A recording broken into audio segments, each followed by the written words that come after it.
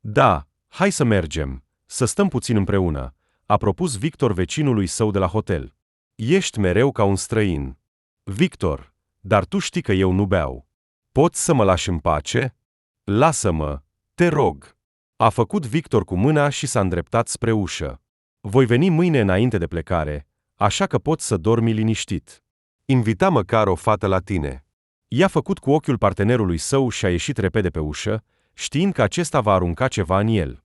Vecinul chiar a apucat o pernă, dar, văzând că Victor a fugit deja, a pus-o cu furie înapoi pe pat. Mi-ați săturat cu toții, se plângea Igor. Dacă vreți, beți cât vă încap. Invitați în camerele voastre chiar și un întreg balet. Nu le pasă, vezi bine, că un anume Beliacov nu îi sprijină în asta. Proști! Igor și-a făcut patul și, fără să se dezbrace, s-a aruncat în el. Nu apucase să închidă ochii că cineva a bătut la ușa lui. Ei bine, acum vă arăt eu, a sărit Igor din pat. Ce idioți! Voi sparge toate sticlele voastre. A deschis ușa, în fața căreia stătea un bărbat necunoscut. Bună ziua, a spus el prietenos. Este acesta camera marelui contrabasist Igor Beliacov? Igor s-a uitat la necunoscut în șoc. Nu că nu juca la contrabas, dar cu siguranță nu era mare. Cel mai probabil, al doilea, a spus el nedumerit. Eu sunt Beliacov. Ce doriți? Igor Iurievici, a zâmbit necunoscutul, am venit la dumneavoastră la cererea unei persoane foarte importante. Nu am putea să coborâm la restaurant? Oh, nu, a făcut gazda camerei cu capul, nu particip la astfel de întâlniri, îmi pare rău. Și nu spun că va trebui să beți, a răspuns repede oaspetele. Pur și simplu, prietenul meu este atât de bogat încât în poziția lui nu este deloc obișnuit în America să umble prin camere de hotel. Lev Grigorievici a fost la concertul dumneavoastră. Bunicul lui a fost muzician, a cântat la instrumentul dumneavoastră. Prietenul meu este în extaz de jocul dumneavoastră. Ați fost minunat astăzi. Lev Georgievici ar dori să bea o ceașcă de cafea cu dumneavoastră și să discute puțin, așa zis, despre lumea muzicală. Bine, a acceptat în cele din urmă Igor, mormăitul din stomac provoca o senzație de foame atât de mare încât nu s-a putut abține. Salariul său pentru concertul din America urma să-l primească doar în Rusia, iar bărbatul avea bani liberi foarte puțini. Igor și oaspetele au coborât la restaurant. Acolo, la o masă elegantă, stătea un bărbat în vârstă nu mai puțin elegant. Hainele lui vorbeau despre faptul că se îmbracă din cele mai scumpe magazine, iar inelele de pe degete dezvăluiau gustul său rafinat. Ce bine! S-a gândit Igor. Este vreun oligarhaș, nu-i așa? Igor Iurievici, a sărit Lev Georgievici, sunt foarte bucuros de întâlnirea noastră personală. Mi-ați impresionat astăzi. Ați trecut cu contrabasul pe corzile sufletului meu. Bravo! Bărbații s-au așezat la masă, iar imediat le-au adus cina. Igor era atât de flămând încât, lăsând deoparte toate formalitățile, a început să mănânce repede. Ei bine, știu că nu sunteți un iubitor de a ridica paharele, dar totuși vă rog să ridicați unul pentru toastul meu. Oligarhul a turnat în paharul lui Igor un vin scump. Nu ați putea să vă opriți pentru un minut? Sincer să fiu, nu știam ce să comand pentru felul 2. Alegeți din meniu tot ce doriți. Igor a terminat cu supa de smântână cu somon și a început să răsfoiască meniul. Judecând după imagini, în acea seară era pregătit să mănânce orice, dar totuși s-a menținut în limitele bunului simț și a cerut o friptură cu sos, cartofi la cuptor cu brânză și salată. Bine, atunci să ridicăm paharele pentru muzică, pentru această lume magică, a spus cu voce tare Lev Grigorievici. Pentru dumneavoastră, ca creator, dragă Igor Iurievici. Igor a golit repede paharul și a început cu felul 2. În proces, răspundea la întrebări, mai adăugând câte ceva între cuvintele sale. Dar la mijlocul desertului, bărbatului i s-a părut că ochii îi se închid de la sine. Ce naiba, știu că nu trebuie să beau deloc, se plângea el în sinea lui. Nu mai trebuia să mă fac de rușine și să adorm aici. Dar, cum a terminat această idee în minte, lingurița mică i-a căzut din mâini și a căzut cu fața pe masă. Lev Georgievici a așteptat puțin și a făcut un semn cu mâna. Au venit doi și l-au ridicat pe Igor de la masă, ducându-le cu grijă afară din restaurant. Îmi pare rău, acesta este un muzician rus în turneu, a spus oligarhul administratorului restaurantului în engleză fluentă. Acesta a zâmbit și nu i-a spus nimic înapoi. Restaurantul din hotel era scump, așa că nu toți oaspeții luau masa acolo. În principal, toți acești muzicieni veniți alergau la o cârciumă de colț, iar administratorul știa bine acest lucru. Dar astăzi au avut noroc cu acest oligarhaș.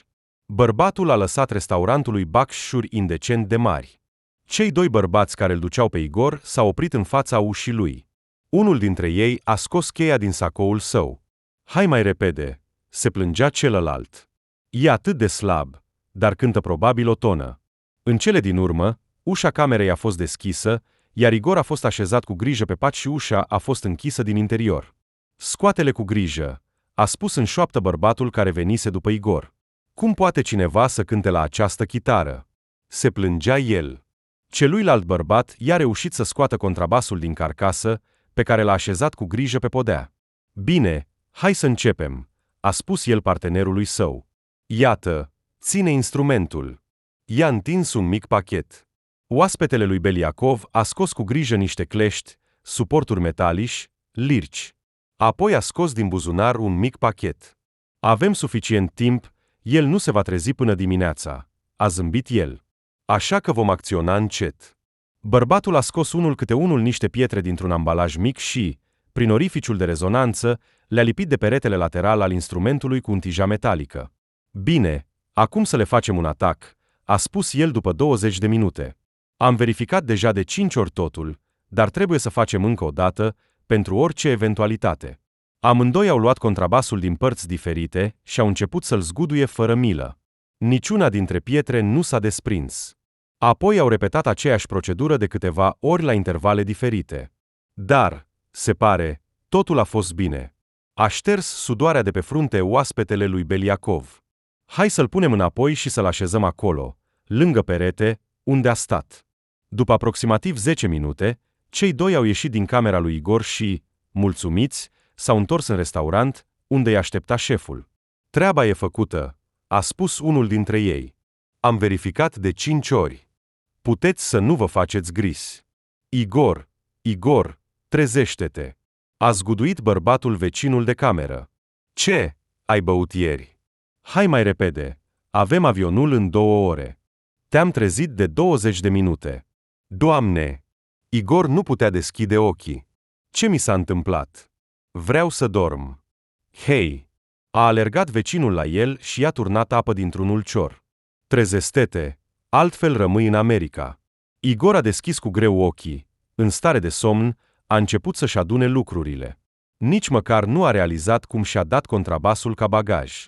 După 2 ore, Igor deja sfărăia în scaunul său. Igor s-a trezit doar cu 30 de minute înainte de aterizarea în Moscova. "Unde sunt?" s-a panicat el. "Sunt în avion." Era șocat, se uita în jur, iar apoi spunea că nu bea. A auzit cum cineva a râs în spatele său. "Trebuia să mă îmbăt așa." "Am băut doar un pahar de vin," se justifica Igor Victor. "Ți-am spus că nu pot bea. Mă face imediat să adorm. Doamne! Sper că nu mi-am uitat contrabasul?" S-a panicat Igor. "Aha, o să-l uiți," a zâmbit violoncelistul. "Probabil că, chiar dacă ai muri, mâna ta tot l-ar găsi undeva." "Bine, destul cu asta," a spus contrabasistul, supărat. "Ești mereu exagerat." În cele din urmă, avionul a aterizat, iar orchestra muzicală a început să se adune pentru a ieși.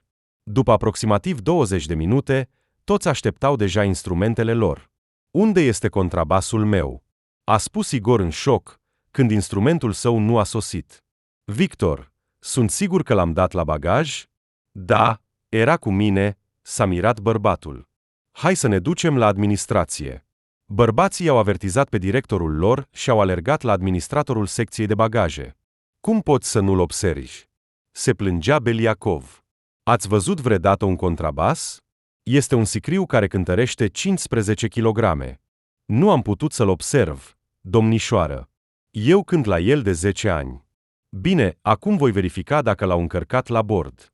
Apoi vom căuta," a răspuns administratorul și a luat stația radio. "Puteți să mergeți la ieșire." "Poate cineva l-a luat din greșeală?" Bărbații au alergat spre ieșirea din secția de aterizare. Au observat pe drum toți oamenii. "Igor, Hai să ne uităm lângă aeroport, a propus Victor. Dacă cineva l-a luat, nu-l poate duce în brațe, așa că trebuie să ne uităm pe parcările de mașini. Bărbații au alergat cu toată viteza acolo. Au inspectat toate mașinile care le ieșeau în cale. La capătul cel mai îndepărtat stătea o furgonetă cu ușile din spate deschise. Muzicieni s-au apropiat de mașină. Este contrabasul meu, a strigat Igor cu voce tare. De ce ați luat contrabasul meu? Necunoscutul s-a speriat foarte tare. Bărbatul nu știa ce să le spună. Se uita în tăcere la Igor, apoi la Victor. Victor, cheamă poliția, a ordonat Beliakov. Ați furat contrabasul meu. În cele din urmă, proprietarul mașinii nu a mai putut suporta și a început să-i roage să nu cheme poliția. Nu știu nimic, se justifica el. Mi s-a spus doar că astăzi pe acest zbor din America trebuie să-mi vină un contrabas. Trebuia să-l iau. Asta înseamnă că ai vrut să-mi furi contrabasul, nu se lăsa Igor. Să vorbească cu voi poliția. Bărbatul a cerut să sune proprietarul și să-i explice totul. S-a retras într-o parte și a vorbit mult la telefon. Uf, a venit în cele din urmă. Îmi pare rău, de fapt a fost o greșeală. Pur și simplu incredibil. Trebuia să-mi transmită un contrabas din America. Un om din Rusia l-a cumpărat. Dar trebuia să-l primească urgent. Așa că a convenit cu liniile aeriene, iar în realitate s-a dovedit că în America nu a reușit să-l transmită astăzi, iar ei nu m-au avertizat despre asta. Iată instrumentul dumneavoastră, luați-le înapoi. Și vă rog, îmi pare rău că s-a întâmplat așa. Igor și Victor s-au uitat la el uimiți. Nu știau ce să facă acum. Bine, important e că ne-am găsit instrumentul tău, a suspinat Victor. Igor, ia-le și hai. Poliția nu vă ajută aici, bărbatul nu este vinovat. Beliakov s-a uitat nemulțumit la șoferul furgonetei. A luat instrumentul său și, împreună cu violoncelistul, s-a îndreptat spre autobuzul său. Am avut turnee de data aceasta, mormăia el pe tot drumul. Cu astfel de aventuri, mai bine stăteam acasă. Important e că totul s-a terminat bine, îl încuraja colegul său. Ți-ai găsit contrabasul, iar asta înseamnă că totul s-a terminat bine. Orchestra s-a urcat în autobuzul său și a plecat obosit spre casă. Acasă l-au dus doar pe Igor, pentru că era greu să care contrabasul său prin toată Moscova. Așa, să nu uităm că ne întâlnim deja luni, a amintit directorul când autobuzul a ajuns la filarmonică. Mihalic, nici măcar nu ne dai să ne odihnim, se plângeau muzicieni. Dă-ne măcar 3 zile să ne odihnim, căci astăzi este sâmbătă. Am spus, luni toți trebuie să fie prezenți, a strigat el tare și s-a uitat sever la orchestră. În ciuda faptului că Igor a dormit aproape o zi întreagă, imediat ce bărbatul a ajuns acasă, s-a dezbrăcat și s-a aruncat în pat. A dormit până la mijlocul zilei de duminică. Doamne, cât de mult îmi este foame! A deschis Igor frigiderul, probabil că ar fi mâncat un vițel întreg. Iar eu am aici o șoarece care s-a spânzurat. Din asta deja se poate face un herbar. A luat în mână salata uscată. Bine că Mihalic ne-a dat salariul ieri, altfel aș fi ajuns până luni, cum face el de obicei. Bine, mă duc la magazin. Beliakov Igor Iurievici era un muzician mediocru. Și dacă nu ar fi fost tatăl său, nu ar fi intrat niciodată în lumea muzicii. Sincer să fiu, nu era deloc pentru el. Dar Iuri Alexivic visa atât de mult ca fiul său să cânte la contrabas, încât a făcut tot posibilul ca Igor să fie admis la școala de muzică și să devină contrabasist. Instrumentul era scump, iar tânărul Igor avea mereu gâtul rupt. Poate că se întâmpla pentru că băiatul nu voia să cânte la el, dar faptul rămânea. A cumpăra un instrument nou era o sarcină foarte dificilă pentru un simplu profesor de istorie, așa că el și fiul său duceau constant instrumentul la reparat. Din nou voi? Se mira meșterul. Pe el nu mai este loc liber. Ce? Jucați tenis cu el. Râdea el. Este incomod. Și tot timpul cade, a răspuns băiatul nemulțumit. Și oricum nu-l iubesc. Nu-i nimic, Igor, spunea tatăl, vei deveni un muzician celebru. Cu această idee, băiatul a fost crescut. Igor era un copil târziu. Tatăl său s-a căsătorit la 45 de ani cu colega sa de la școală, Irina Vladimirovna. Femeia avea atunci 43 de ani, iar după un an, spre surprinderea lor, femeia a rămas însărcinată, așa că băiatul a crescut în grijă și dragoste, doar că părinții își stabileau singuri ocupațiile în viață. Igor nu avea voie categoric să facă sport. Nu cumva să-i se întâmple ceva cu mâinile. Cercurile științifice erau ceva prea pământesc, iar cum băiatul trebuia neapărat să devină un geniu, nu era nevoie să se joace în pământ sau să-și frângă capul cu formule matematice. Așa au trăit ei mulți ani. Tatăl și mama nu au ratat niciunul dintre concertele lui. De mult timp erau pensionați. Când erau în viață, Igor mai dorea să cânte la contrabas pentru ei, dar după ce au plecat unul câte unul din viața lui, interesul său pentru muzică a început să se stingă treptat. Igor Beliacov avea 37 de ani. Nu că nu fusese niciodată căsătorit, el nu avusese niciodată relații cu femeile. Poate că undeva în interior se temea de ele. Poate că pur și simplu nu era sigur pe sine. Dar după ce o vânzătoare din magazinul vecin a început să-l observe, s-a speriat atât de tare încât a decis să nu mai aibă de-a face cu femeile. A simțit singurătatea în viață? Fără îndoială. Dar nici măcar nu putea să-și ia o pisică. Orchestra lor călătorea foarte des, așa că un animal ar fi murit de foame, iar Igor nu voia asta. În general, bărbatul a decis pentru sine că nu va aborda niciodată subiectele legate de femei și animale. Asta e altceva, spunea Igor, punând brânză, lapte, cârnați, ouă în frigider. Acum îmi voi pregăti o cină splendidă. După 5 minute, în tigaie s-a prăjit cârnațul, iar într-un bol mare se băteau ouăle. Bărbatul, zâmbind, a turnat conținutul în tigaie. Acolo masa a început să fiarbă puternic, iar pe suprafață au apărut bule. Bărbatul a tăiat repede brânza și pâinea, a scos din borcan castraveți murați. E fierbinte! A băgat cu nerăbdare în gură omleta fierbinte, cum îi era foame. După o jumătate de oră, cina s-a terminat, iar Igor a lăsat deocamdată vasele murdare pe masă, s-a aruncat din nou în pat. Da, dacă aș avea o pisică, a suspinat el, acum aș mângâia-o. Și poate că aș adormi împreună cu ea, a spus bărbatul visător. Rapid a trecut luni, trebuia să se trezească de vreme pentru a ajunge la filarmonică până la 9. Directorul orchestrei plănuia să mai organizeze câteva concerte acasă în această lună, iar apoi nu era departe până în noiembrie, iar asta însemna că se apropia vremea turneelor de Crăciun. Ce? V-ați relaxat complet în weekend? Se uita cu groază la orchestră dirijorul. Hai, adunați-vă repede! Instrumentele, la fel ca și stăpânii lor, s-au trezit în cele din urmă până la prânz. După pauză, directorul s-a apropiat de orchestră. Bărbatul avea ceva în mâini. Așadar, sâmbăta viitoare avem Beethoven și Schubert. S-a uitat strict la muzicieni. Și vă rog să nu vă lăsați. Da, timpul nostru devine tensionat, dar, cum se spune, și profitabil, așa că toată lumea să se concentreze și să lucreze din greu. Orchestra Simfonică Mică Filarmonica NR2 se afla în satul olimpic din Moscova. Așa s-a întâmplat că la început a fost trimisă frecvent în turnee mai întâi în țările CSI, apoi în Europa, dar cu timpul orchestra a câștigat o reputație bună și a început să fie căutată și în America. Sergei Mikhailovic Ciabunin era directorul orchestrei de mulți ani.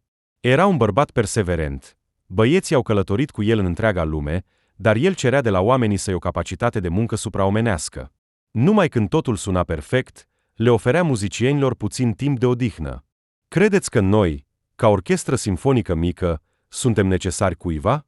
Spunea el uneori. Aici nu este importantă doar muzica, ci și abilitatea de a te prezenta, așa că munca voastră trebuie să fie impecabilă. Până sâmbătă, Ciabunin a stoars din muzicieni tot sucul, dar a fost mulțumit de rezultat. Bravo! A aplaudat publicul în picioare și nu putea să-i lase pe muzicieni să plece. Asta înseamnă succes. Zâmbea Sergei Mikhailovic. Nu-i nimic, vă vom mai da și mai mult. Igor era obosit și își aduna lucrurile. Colegii săi voiau să sărbătorească concertul, dar mai ales după întâmplarea din America, bărbatul nu voia să audă de bere. Ei bine, pe curând, a spus el violoncelistului cu care se împrietenise, hai până luni. Și-a pus paltonul și a ieșit afară. De-a lungul anilor, s-a săturat să care contrabasul său, dar nu voia să-l lase la filarmonică. A luat instrumentul său, respirând adânc, l-a ridicat. Îmi pare rău. A auzit brusc în spatele său, pot să iau un autograf de la dumneavoastră? Autograf? A spus Igor nedumerit. De la mine? S-a uitat la o femeie frumoasă și înaltă. Necunoscuta era foarte atrăgătoare. La prima vedere, avea aproximativ 30 de ani. Era îmbrăcată într-o haină de nurcă albastră, iar picioarele erau încălțate cu cizme de piele înalte. Igor nu știa ce să răspundă. Contrabasul este visul meu, a încercat să-l liniștească femeia. Cât mă știu, am vrut mereu să cânt la el, dar în viața mea nu s-a aranjat, dar la dumneavoastră pare atât de ușor. Deși cântați dens și bogat, reușiți să dați sunetului o ușoară lejeritate. Nu am auzit pe nimeni să cânte la contrabas așa. Ei bine, nu am observat. S-a rușinat Igor, se părea că a cântat ca de obicei, dar pentru compliment, mulțumesc. Iagoterina a întins mâna necunoscutei. Îmi pare rău, am uitat complet. Acesta este pentru dumneavoastră. A întins un buchet uriaș de trandafiri albi. Mulțumesc. Igor a luat în șoc florile. Igor Iurievici. Poate doar Igor. Nu ați putea să vă mai scrieți și pe fotografie, a cerut femeia. V-am fotografiat data trecută.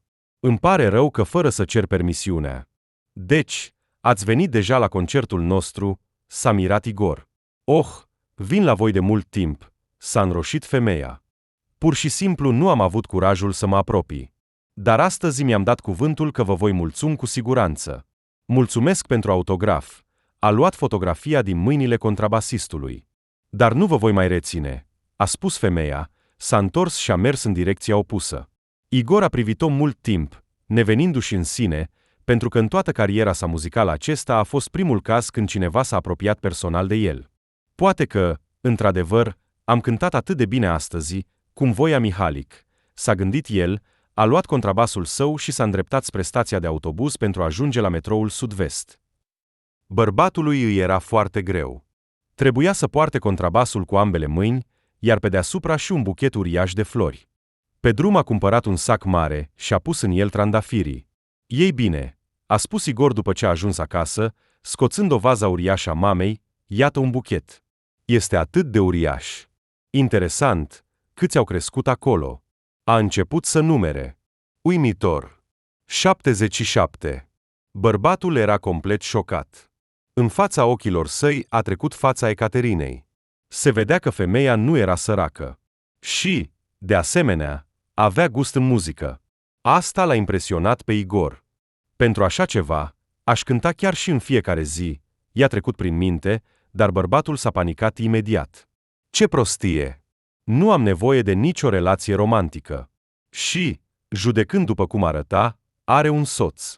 În câteva zile, Igor a uitat complet de întâlnirea cu Ecaterina și s-a cufundat total în muncă. Dar în fiecare seară, acasă, îl așteptau trandafiri albi, care îi ridicau moralul. După 10 zile, la Filarmonica a avut loc un alt concert. Igor, în timpul spectacolului, căuta cu privirea cu nerăbdare noua sa cunoscută, dar erau foarte mulți oameni și bărbatul nu a reușit să o zărească. Îmi pare rău, nu m-am putut abține, a spus cu uimire contrabasistul, ieșind pe stradă după concert. Ați cântat pur și simplu minunat. Nici nu știu ce să spun, a răspuns sincer Igor. Vă mulțumesc foarte mult pentru atenție. Mi-ar plăcea să discut despre muzică cu dumneavoastră, a suspinat femeia. Dar, cu siguranță, sunteți ocupat. Eu? Nu reușea să se adune muzicianul. Nu, acum sunt liber. Dacă nu vă deranjează, pot să vă invit la o cafea? Acolo am putea vorbi. Oh, aș fi pur și simplu fericită, s-a bucurat Ecaterina. Aici, pe strada din apropiere, este o cafenea ieftină, dacă nu vă deranjează. Sunt de acord, a zâmbit Igor. Și contrabasul meu, cu atât mai mult. Acum are o admiratoare personală, cum aș putea să-l refuz în întâlnirea cu dumneavoastră? Femeia a râs și a mers încet cu Beliacov la cafenea. Au petrecut o seară plăcută împreună. Ecaterina și-a împărtășit pasiunile și preferințele. Așa cum s-a dovedit, Igor și cu ea aveau multe interese comune. Desigur, toate se refereau la muzică, dar, cu toate acestea, puteau vorbi ore întregi unul cu celălalt. Probabil că sunt mai mult o admiratoare a operelor clasice decât a celor moderne, spunea femeia. Dar mi se pare că în lucrările lui Beethoven, Chopin, Tchaikovsky și ale altor contemporani ai lor, poate cu plus minus 50 de ani, se simte o astfel de efervescență a vieții. Din ceea ce simt eu, aceasta este muzica libertății, nu a luptei. Acea perioadă istorică abia începea să implice arta ca instrument politic, dar muzica era încă pură în sine, nu amesteca emoțiile, înțelegi clar ce simți în acel moment. Muzica mai recentă, în opinia mea, încearcă să amestece toate emoțiile noastre într-un tot unitar și nu este întotdeauna ușor de digerat, a râs interlocutoarea. Înțeleg ce vrei să spui, a suspinat Igor. Da, nu toată muzica pe care o cânt îmi place. Unele lucrări pot crea un ghem de sentimente, încât încerci doar să le descurci, așa că te desprinzi de muzică și nu mai curgi cu ea. Iar aceasta este cea mai importantă în orice lucrare, să fii unit cu fluxul care curge. Din punctul meu de vedere, unele lucrări moderne dau impresia de disarmonie, dar și pe acestea trebuie să le cântăm. Bărbatul și femeia au stat în cafenea aproximativ 2 ore. S-au povestit puțin despre ei. Așa cum s-a dovedit, Ecaterina era fiica unei persoane foarte bogate. A studiat în SUA, dar după terminarea studiilor, tatăl a obligat-o să se întoarcă acasă. La acea vreme, fata visa să ia lecții de contrabas, chiar își cumpărase un instrument, dar părinții ei nu au fost de acord, mai ales că aveau de mult o înțelegere cu un bancher pentru o căsătorie cu fiul său. Ecaterina nu voia să se căsătorească din interes, dar atunci nu avea curajul să se opună tatălui. În cele din urmă, după 5 ani, căsnicia ei s-a destrămat. Fostul soț și-a găsit imediat o amantă, cu care ulterior s-a căsătorit. Ecaterina a trăit singură timp de câțiva ani, neîntorcându-se la părinți. Așa cum a spus femeia, abia începea să-și revină și căuta sensul vieții. Igor, îți mulțumesc foarte mult pentru o seară atât de minunată, a spus femeia la despărțire contrabasistului. Sunt atât de fericită că am petrecut-o împreună. Știți, Ecaterina, nici nu m-am așteptat ca creația mea să aibă o astfel de semnificație pentru cineva, a răspuns Igor. Îți mulțumesc foarte mult pentru asta. Această întâlnire s-a dovedit a nu fi ultima, iar după câteva săptămâni, Ecaterina și Beliacov au început o relație serioasă. Igor nu se aștepta, dar i-a făcut femeii o propunere. Sunt de acord, l-a îmbrățișat ea cu bucurie. Igor, cu siguranță vom fi fericiți. Ecaterina urma să se mute la Beliacov săptămâna următoare. Din cauza unui program foarte încărcat, bărbatul era atât de ocupat încât comunica cu iubita sa doar la telefon. S-a încheiat un alt concert și bărbatul se pregătea să meargă acasă. Era foarte obosit în ultimele săptămâni, așa că abia avea puterea să se întoarcă seara acasă. Toți muzicieni plecaseră deja acasă, doar Igor rămăsese în camera unde de obicei se schimbau și își lăsau lucrurile. Bărbatul a început să caute în cutia lui, când telefonul său a sunat. A vrut să-și pună rapid contrabasul, dar piciorul său s-a împiedicat de un scaun și l-a împins cu toată forța. Nu a reușit să se ridice de pe podea. A auzit un zgomot puternic, contrabasul a căzut de pe scaun și gâtul său s-a rupt în 2 locuri. Ce naiba! A strigat Igor înspăimântat. Doamne! Ce să fac acum? A ridicat instrumentul său. Probabil că a trecut o oră întreagă până când bărbatul a reușit să se adune. Trebuia să facă ceva. În 3 zile urma un alt concert, iar peste 2 zile pleca un turneu. Poate că ar putea să împrumute bani de la Ecaterina? A trecut această idee prin minte, dar cu condiția că îi voi returna cu siguranță, se gândea el. Nu vreau așa, s-a oprit el. Nu voi sta niciodată pe umerii ei. După câteva minute, Igor a sunat un număr cunoscut, dar mult timp nimeni nu a răspuns. Igor, ce s-a întâmplat? S-a auzit vocea nemulțumită a lui Victor. A mai pățit ceva? Victor, ajută-mă, împrumută-mi 50.000 pentru 3 luni, a cerut contrabasistul cu o voce imploratoare. Igor, de unde să am eu atâția bani? Ce ai? A răspuns prietenul nemulțumit. Victor, mi-am distrus contrabasul. Dacă nu cumpăr unul nou, Mihalic mă va da afară, a spus Igor printre lacrimi. Ajută-mă, te rog. Beliacov, ești mereu cu probleme, s-a enervat Victor. Bine, așteaptă. Îi voi cere acum soției mele. Dacă îmi împrumută banii ei, îți voi suna. Igor a stat tensionat aproximativ 20 de minute. În cele din urmă, telefonul a sunat. Victor era foarte supărat, pentru că reușise cu greu să obțină bani de la soția sa. Îți voi transfera acum pe card, a spus prietenul. Dacă mâine nu mă duc la muncă, înseamnă că Tania m-a omorât. Victor, îți mulțumesc foarte mult, s-a bucurat Igor. Îți voi strânge banii în 2 luni. Bărbatul și-a adunat lucrurile și voia să plece, dar atenția i-a fost atrasă de contrabasul rupt și ce să facă acum cu el. S-a uitat la el. O să-l bag în dulapul meu. Oricum, îl voi închide cu cheia, iar apoi, când agitația se va termina, îl voi duce acasă. Așa, acum repede după un contrabas nou. Unde este cutia mea? Igor a verificat banii la bancomat. Au sosit. Bărbatul a ajuns repede la metrou și a mers spre Tverskaya. Ei bine, bun venit acasă, a spus Igor, intrând în apartament. Îți va plăcea aici. A scos bărbatul noul instrument.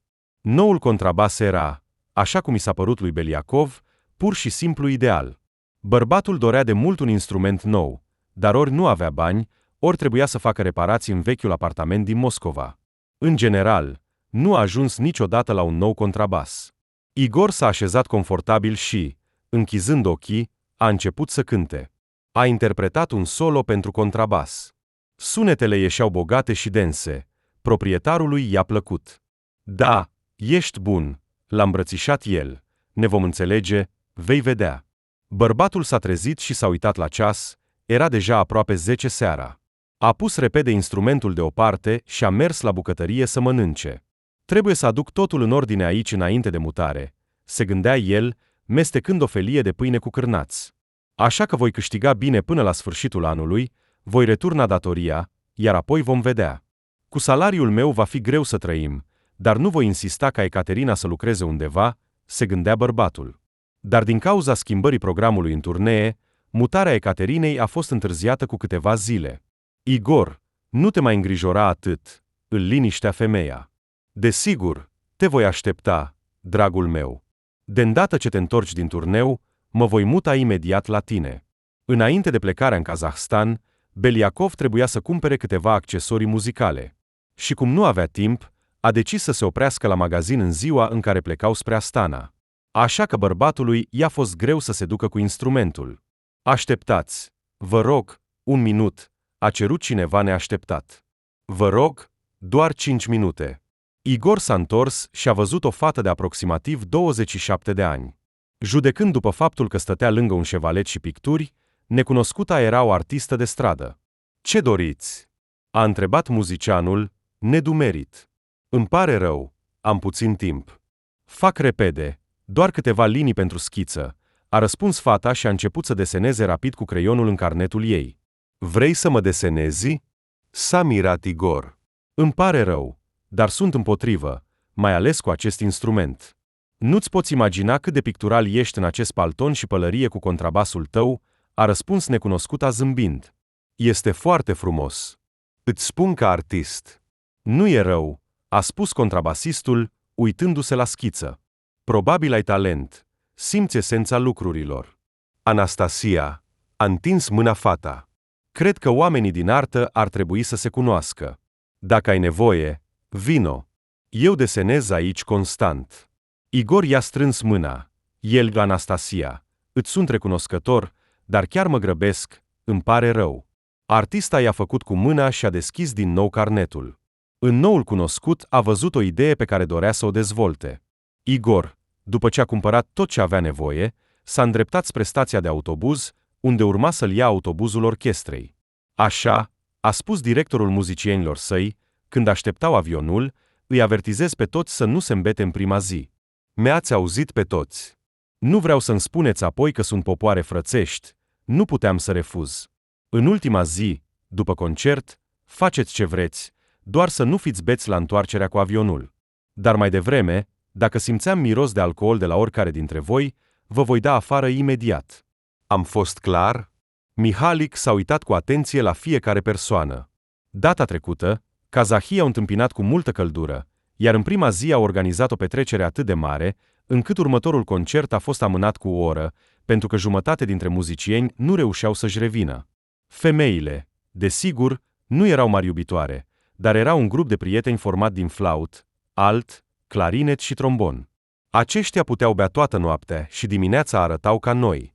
Ceilalți semănau cu violoncelistul Victor, care își organiza o petrecere bună după turneu. Aproape toate femeile, Igor și încă 5 bărbați categoric, nu au băut sub niciun pretext. Igor dorea atât de mult ca acest turneu să se termine cât mai repede, încât nu putea gândi la altceva. Voia să-și îmbrățișeze pe Ecaterina. S-au înțeles că de îndată ce Ecaterina se va muta la Igor, Vor depune imediat cererea la oficiul stării civile, așa că după anul nou Igor va fi deja căsătorit oficial. Să fie cât mai repede. Se gândea el, când degetele îi atingeau corzile contrabasului. În curând Ecaterina va fi a mea. Ce fericit sunt! În cele din urmă, micuțul orchestră simfonică s-a întors acasă. În acea seară, Ecaterina urma să vină la Igor, bărbatul era atât de obosit, dar totuși, după prânz, a pus în ordine apartamentul său, a pregătit o cină pentru ei doi. Igor era foarte îngrijorat. Fericirea lui a căzut pur și simplu pe capul lui, iar bărbatul se temea să nu o piardă. Nu știa cum să se comporte corect, astfel încât Ecaterina să nu-l părăsească. Nu avea absolut nicio experiență în interacțiunea cu femeile, iar acum acest lucru îl făcea să se simtă foarte stânjenit. Igor, ce ai? L-a sărutat iubita lui. Te iubesc atât de mult. Începând din această zi, poți considera că suntem soț și soție. De îndată ce vei putea, ne vom căsători. După 2 zile, când Igor a venit de la muncă, Ecaterina stătea în bucătărie și plângea. Ecaterina, ce ai? S-a speriat bărbatul. S-a întâmplat ceva? Igor, iartă-mă, l-a îmbrățișat Ecaterina. Astăzi am vorbit cu tatăl meu și a tăcut. El este împotriva relației noastre. Chiar dacă trăiesc singură de mult timp, părinții mei tot timpul se amestecă în viața mea. I-am spus că oricum mă voi căsători cu tine, indiferent ce ar spune el. Igor, te iubesc și nu-mi pasă că pentru asta mă va lipsi de toată moștenirea. Cel mai important este să fiu cu tine. Ecaterina, nu te îngrijora pentru bani, a sărutat-o el pe femeie. Am muncă. Ne vom descurca cumva. Voi găsi ceva de făcut în weekend. Totul va fi bine, iubita mea. Igor, vreau și eu să lucrez. S-a uitat ea în ochii lui. Te rog, nu mă descuraja. Chiar dacă acum câștig puțin, împreună ne va fi mai ușor. Nu că Igor se baza pe banii logodnicei sale, ci mai mult se îngrijora de relația ei cu părinții. Bărbatului nu-i plăcea deloc să devină o piatră de încercare pentru ea. Au trecut câteva zile și în viața lui Igor totul era pur și simplu minunat. Se bucura de luna de miere cu iubita sa. Ecaterina a pus în ordine apartamentul său, gătea cina și îi oferea soțului său toată grija. S-au înțeles să depună cererea pe 21 decembrie. Mai devreme nu a fost posibil din cauza programului încărcat al lui Beliacov. Igor, nu te îngrijora, îl liniștea logodnica lui. Suntem deja soț și soție, iar restul sunt doar formalități. Ecaterina, te iubesc atât de mult, a sărutat-o bărbatul. Ești fericirea mea, ești tot ce am. Au trecut aproximativ 2 săptămâni când, în sfârșit, Igor a avut o zi liberă. Mai precis, concertul nu era dimineața, ci după amiaza. A decis să se odihnească mai întâi, apoi să meargă la magazin pentru a cumpăra un cadou pentru Ecaterina de anul nou. Igore, sunt deja 10 ore. M-ai rugat să te trezesc. L-a îmbrățișat iubita. Uf, trebuie să mă ridic, a sărit Igor. Astăzi te voi lăsa singură câteva ore. Am nevoie urgent, i-a spus el Ecaterinei. Și fără mine să nu te plictisești. Mă întorc repede. Bine, atunci hai să luăm micul dejun și poți merge unde vrei. Știi, sunt atât de fericită că în 3 zile vom merge la oficiul stării civile. La ora 11, Igor era deja pe stradă. Știa deja unde să meargă. Bărbatul s-a îndreptat spre un mare magazin de bijuterii. Îi voi dărui acest inel de anul nou, se gândea Igor, admirând jocul diamantului în montură. Nu, îi voi dărui imediat după oficiul stării civile. Probabil, după aproximativ 1 oră și jumătate, Igor s-a întors acasă.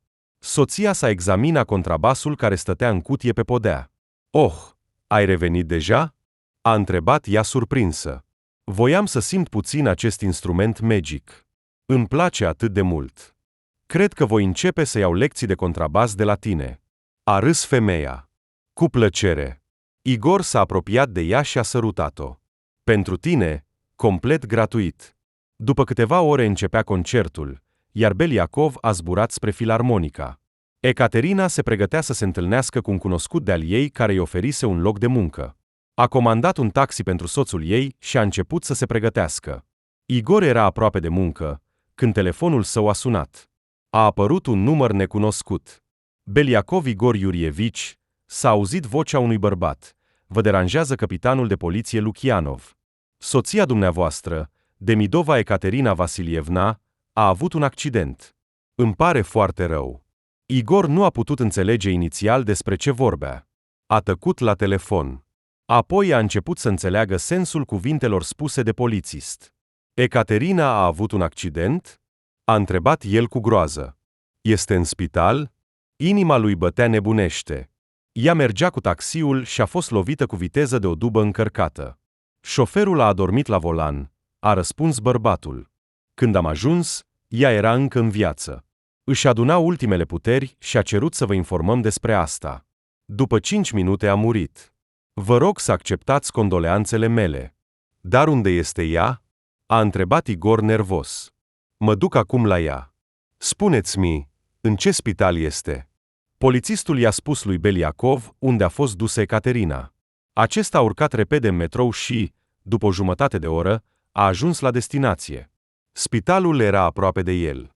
L-au condus la morgă și au vrut să-i arate trupul soției sale, dar era plin de vânătăi, nimic nu se putea distinge. Bărbatul a început să plângă și, în lacrimi, a ieșit afară. Beliakov? Cineva i-a strigat în urma lui. Am informat deja părinții ei. Ei vor avea grijă de înmormântare. Tatăl ei decedat este categoric împotriva ca tu să iei trupul. Igor era atât de pierdut încât nu știa ce să facă mai departe. A început să meargă spre un parc aflat în apropiere de spital. Se făcuse deja întuneric și pe stradă se aprinseseră felinarele. Igor s-a așezat epuizat pe o bancă și a început să plângă cu voce tare. Pe lângă el treceau trecători, dar nimănui nu-i păsa de el. Doamne, cum poate fi așa? Se întreba el, căci este pur și simplu imposibil. De ce i-am permis să meargă la această întâlnire? Eu sunt de vină pentru tot. Fără ea voi muri pur și simplu. Ecaterina, de ce m-ai lăsat? A stat așa, probabil, o jumătate de oră. Telefonul său suna constant, dar bărbatul nu l-auzea. În cele din urmă, s-a ridicat și a început să meargă spre ieșire. La Beliakov s-a agățat piciorul de ceva și s-a împiedicat. Abia a reușit să-și mențină echilibrul. Igor s-a îndreptat și s-a uitat înainte. O femeie se apropia de el. Felinarele dădeau o lumină mată, iar trăsăturile oamenilor erau neclare. Femeia s-a întors brusc și a vrut să se întoarcă, dar apoi a apucat mătura care stătea lângă copac și a început să mătură aleile din parc. Beliakov a ajuns la ea exact în locul unde era felinarul, a aruncat o privire fugare asupra femeii și a palidit. Nu putea să se miște. Ecaterina, ești tu? A întrebat el speriat. Ce faci aici? Domnule, treceți, nu mă deranjați, a spus necunoscuta cu o voce aspră. Aici trec tot felul. A început să-l înjure pe trecător. Doamne, cred că am înnebunit, s-a gândit Igor. Acum o văd pe ea în fiecare femeie. Trebuie să mă întorc acasă. Dar acasă era și mai rău. În apartamentul bărbatului au rămas câteva lucruri ale logodnicei sale. A adunat totul într-un pachet. Nu voi supraviețui asta, și-a spus el. Dacă las lucrurile ei, cu siguranță voi înnebuni. Igor a dus lucrurile iubitei sale afară. În noaptea aceea, aproape nu a dormit. În cele din urmă, directorul l-a sunat. La început a strigat să se îndepărteze din orchestra lui, dar apoi, când Mihalica a aflat totul, i-a dat lui Beliakov liber până la începutul lunii ianuarie. Igor, ține-te, a spus bărbatul la final, îmi pare foarte rău că s-a întâmplat așa. De fapt, contrabasistul îi era foarte recunoscător. Era complet distrus. Igor înțelegea că nu va putea nici măcar să meargă la înmormântarea Ecaterinei, pentru că tatăl ei nu-l va ierta pentru asta. Doamne, ce să fac acum? Cum să mai trăiesc? Plângea Igor, înfipt în pernă. Câteva zile, Igor nu a ieșit afară, pur și simplu nu avea forțe morale pentru asta. Plângea tot timpul.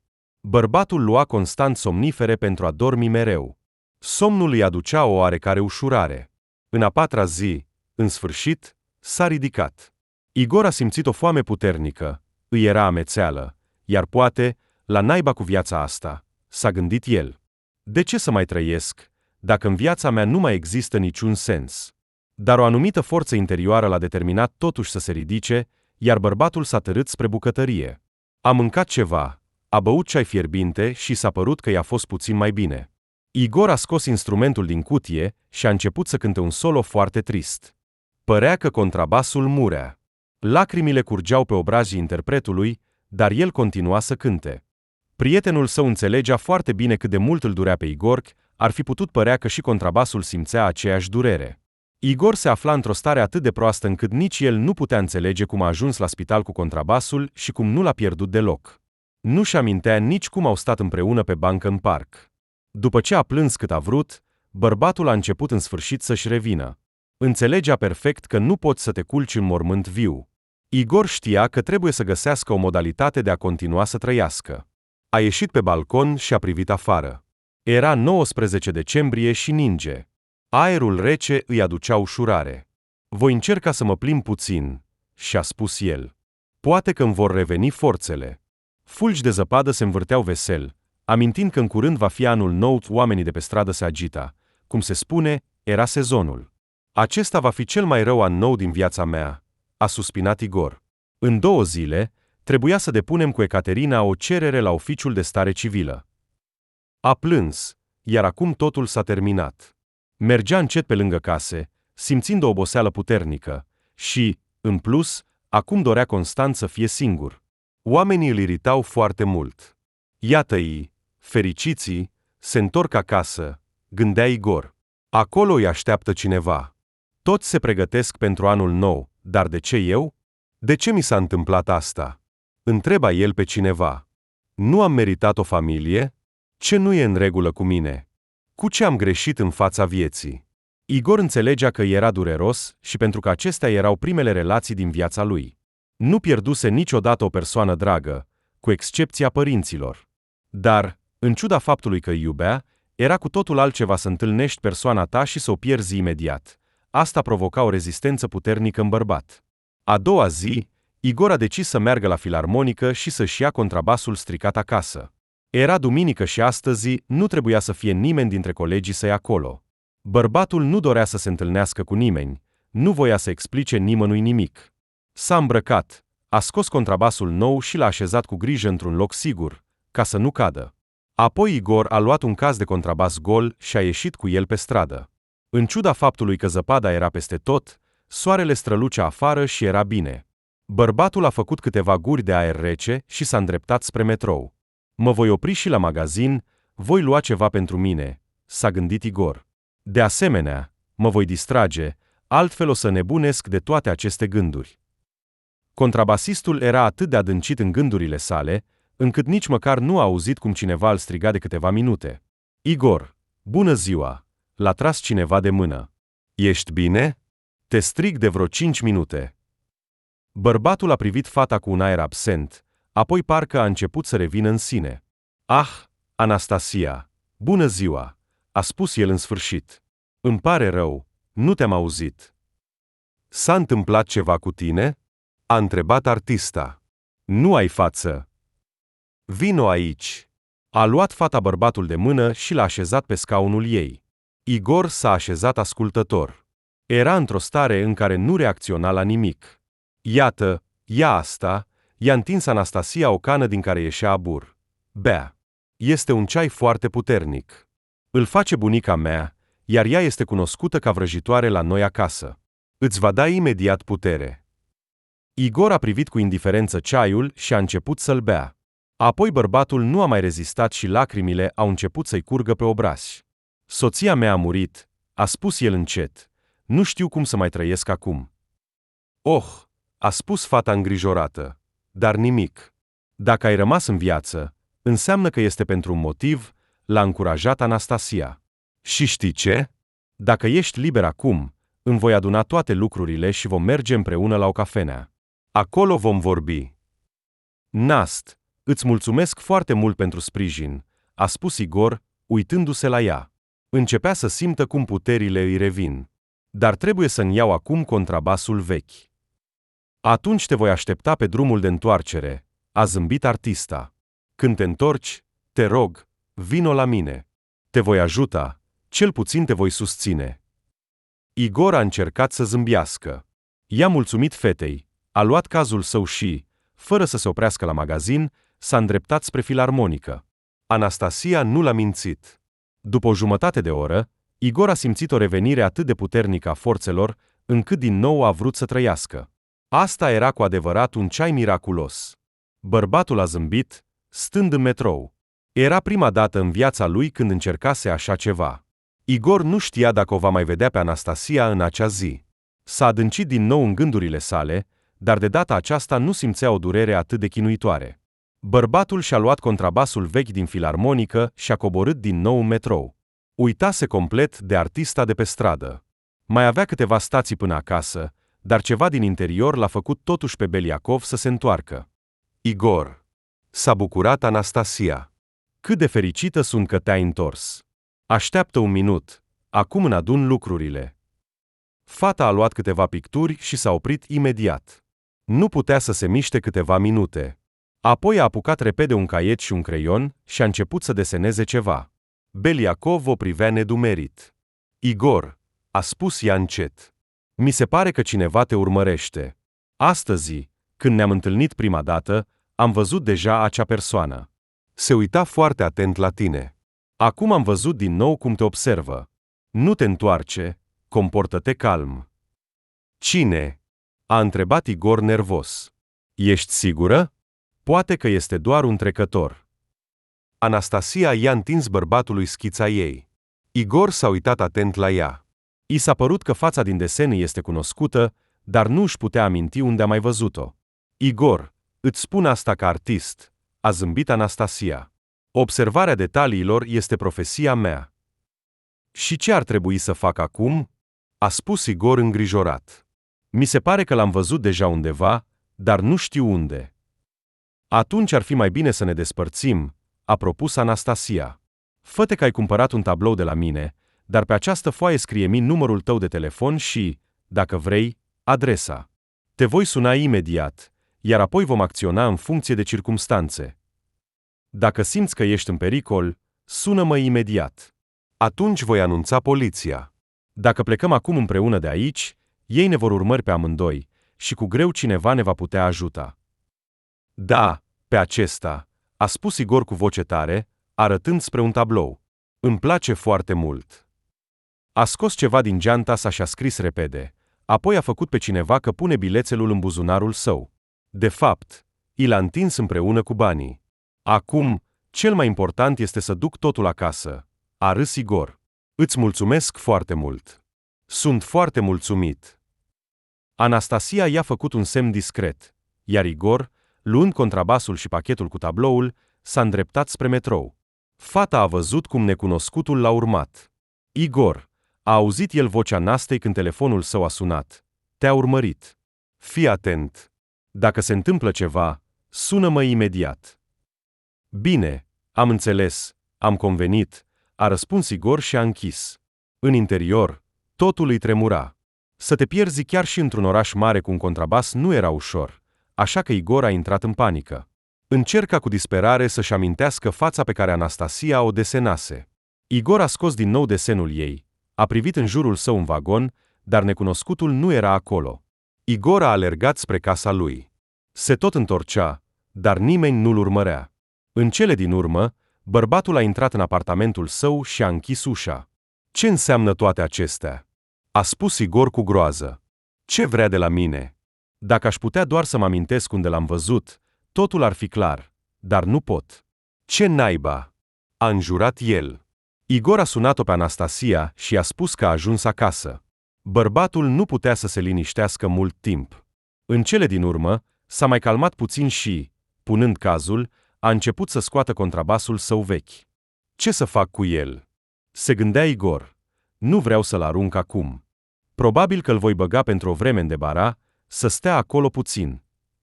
Bărbatul a scos instrumentul stricat. Spre surprinderea lui, în interiorul său a lovit ceva. Poate o bucată de lemn de la carcasă a ajuns acolo, s-a gândit Igor. Nu, e prea puternic pentru o lemn ușor. Bărbatul a petrecut aproape o oră, navigând de la o parte la alta.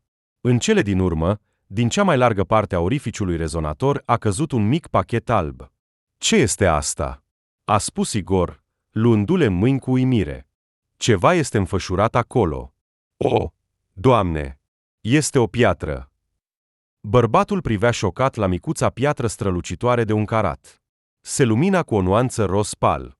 Fețele sale își schimbau ușor nuanțele sub lumină. Ce este asta? A examinat piatra din toate unghiurile Igor. Și cum a ajuns în contrabasul meu? Poate că mai sunt și altele? L-a lovit o idee.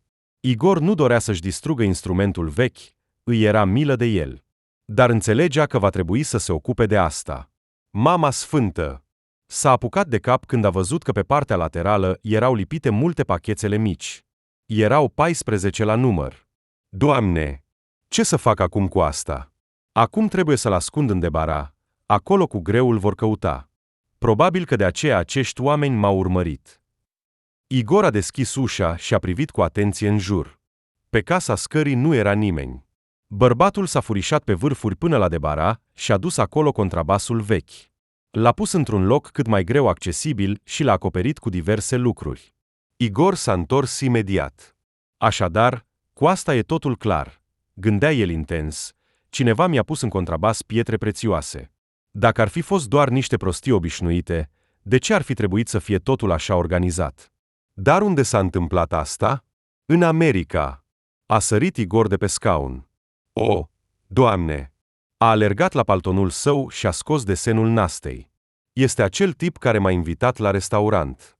Deci, se pare că nu am adormit singur, ci mi-au pus ceva în mâncare? Asta e o problemă. Și ce să fac acum cu toate acestea? Se pare că acum mă urmăresc? Și ce dacă acești oameni vor să mă omoare? Igor mergea în panică înainte și înapoi. În ultimele zile, în viața lui s-au întâmplat atât de multe evenimente, încât nu putea să înțeleagă care dintre ele era adevărat și care era minciună. Igor a sunat-o pe Anastasia. Bărbatul nu voia să-i spună nimic la telefon. Au convenit că Igor va veni la ea a doua zi și îi va povesti totul. Anastasia, am înțeles totul, i-a spus el fetei, dar nu pot să-ți spun despre asta la telefon. Aveai dreptate, cineva mă urmărește, poate chiar mă vânează. Anastasia, mă pot omor. Voi veni la tine mâine. Igor, ai grijă de tine, a răspuns fata îngrijorată. Acționează foarte cu atenție. Dacă se întâmplă ceva, sună-mă imediat.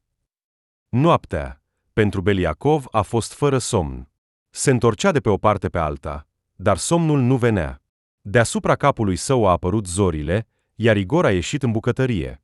A făcut o cafea tare și a adăugat 3 linguri de zahăr. Pe ceas era ora 8, la 9:30 a început să se îmbrace. Ce vreme este astăzi? S-a întrebat el și a ieșit pe balcon. O, Doamne! A sărit înapoi. Este acel tip. Mă așteaptă deja. Trebuie să mă îmbrac cumva ca să nu mă recunoască. Igor a pus un scaun și a scos de pe raft o geantă uriașă.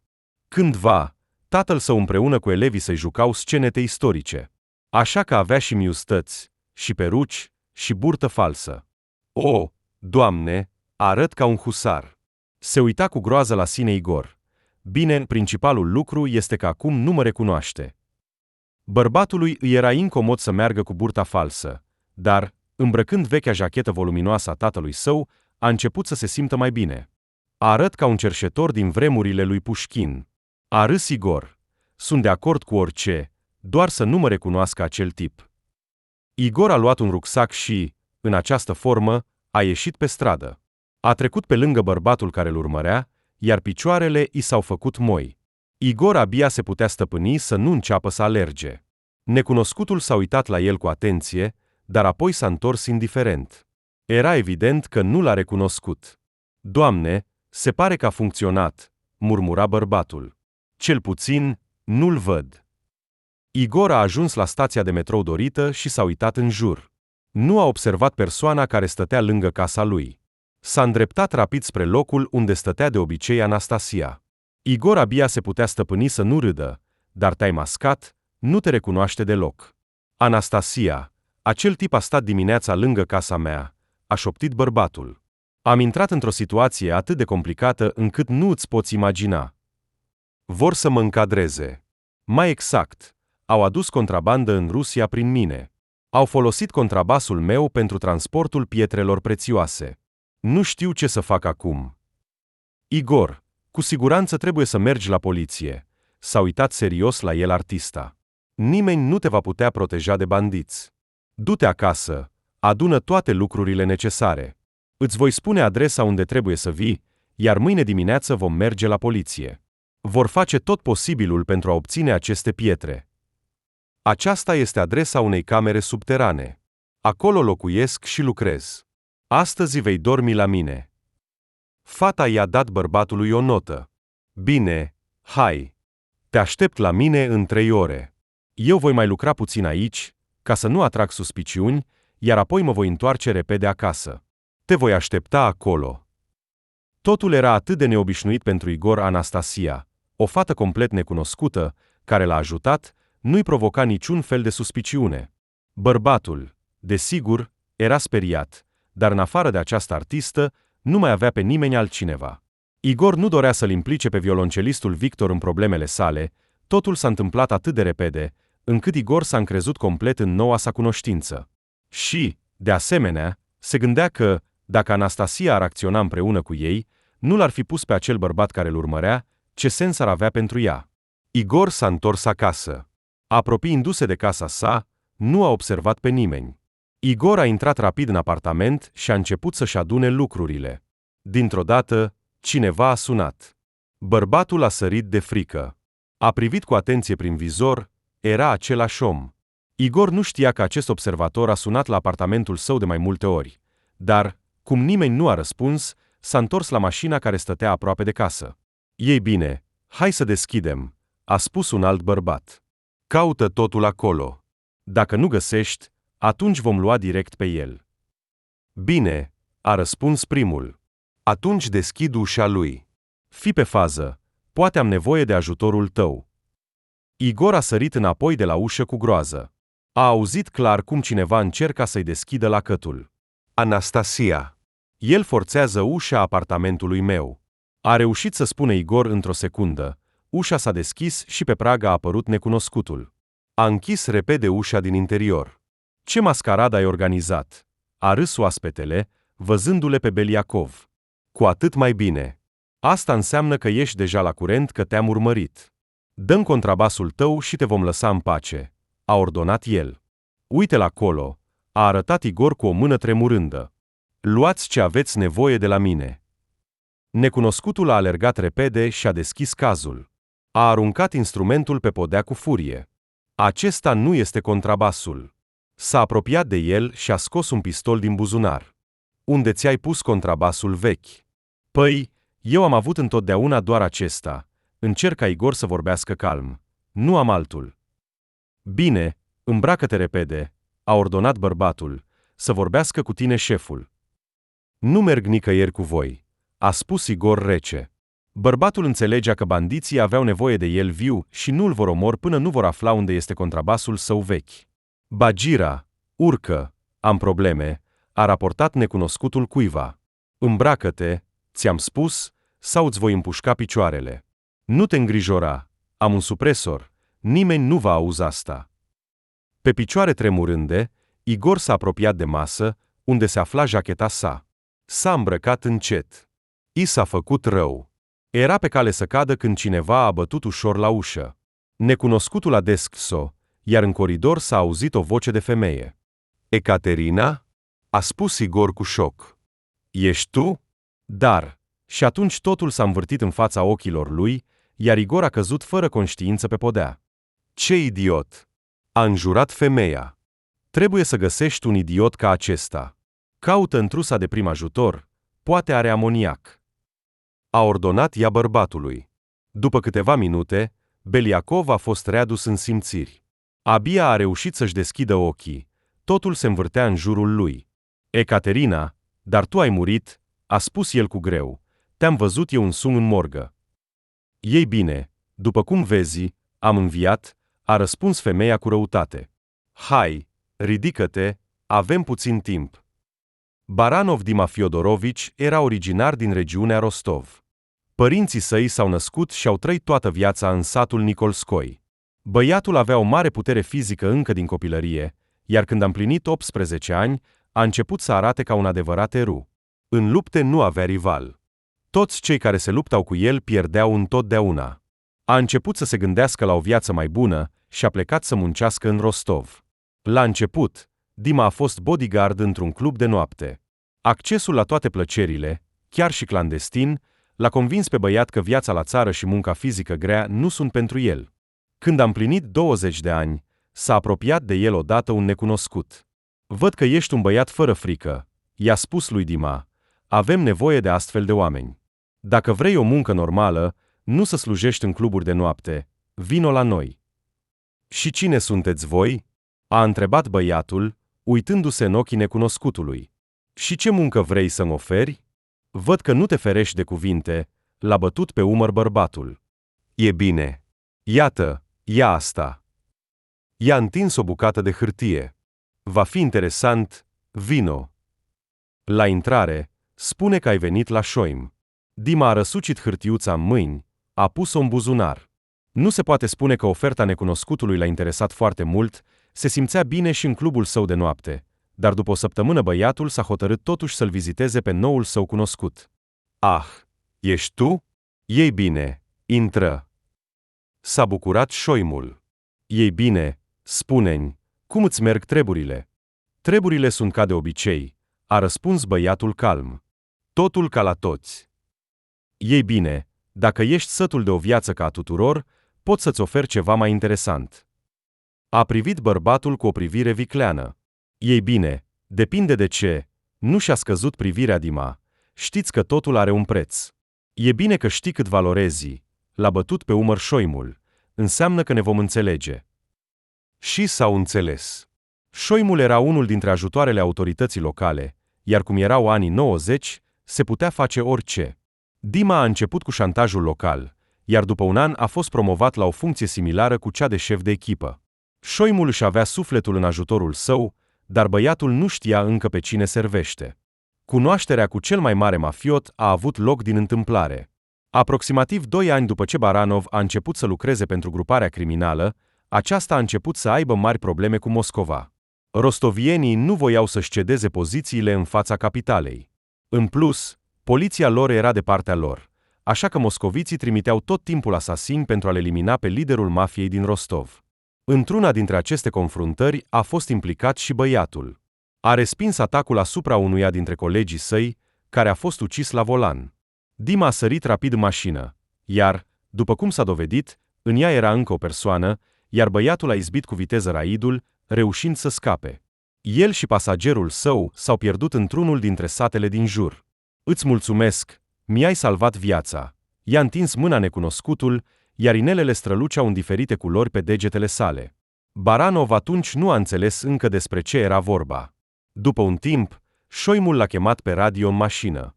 "Mi-au spus că ai plecat cu Niva albă," a spus el îngrijorat. Acolo, în afară de șofer, era și o altă persoană. "L-ai văzut?" "Da, uite-l, este cu mine, viu și sănătos," a râs Dima. "Vino la noi." Așa a salvat un băiat simplu pe cel mai mare mafiot din Rostov. După acest incident, cariera lui a început să urce imediat. Împăratul, cum era numit liderul, l-a făcut pe Baranov principalul său bodyguard. După aceea, Dima nu a mai cunoscut altă viață decât cea de bandit. Avea totul: bani, femei, case scumpe, toate distracțiile posibile. Dar trebuie să-i dăm credit. Pentru donul său, băiatul a riscat întotdeauna.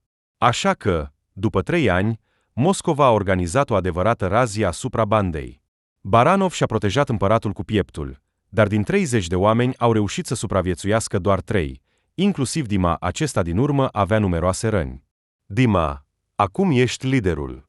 Restabilește onoarea clanului nostru," a cerut împăratul înainte de moarte.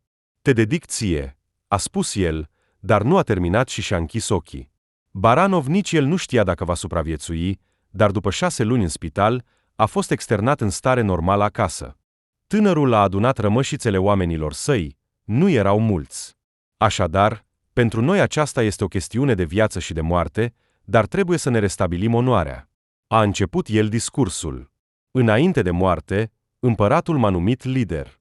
Vom acționa cu prudență, ne vom aduna forțele, iar apoi ne vom ocupa de cei din Moscova." Au trecut aproape 5 ani pentru ca Rostov să-și recapete puterea. În arsenalul lor nu era doar o armă nouă, ci și tehnologii noi. În curând ne vom lansa misiunea, a spus odată Don asistentului său apropiat. Și după aceea vom prelua controlul asupra întregului cerc de aur, Moscova nu va mai putea scăpa de noi. După 3 luni, liderul grupării din Moscova a fost ucis.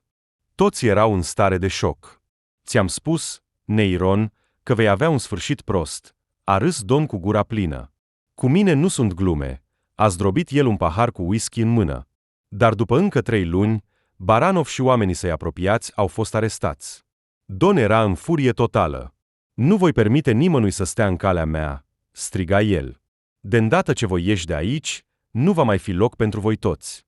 Liderul nu se liniștea. Baranov nu a stat mult în închisoare. Oamenii săi din poliție i-au făcut un pașaport pe numele unui imigrant din Rusia. Ei i-au obținut și viza și l-au trimis în America. După 2 ani, s-au alăturat și ceilalți.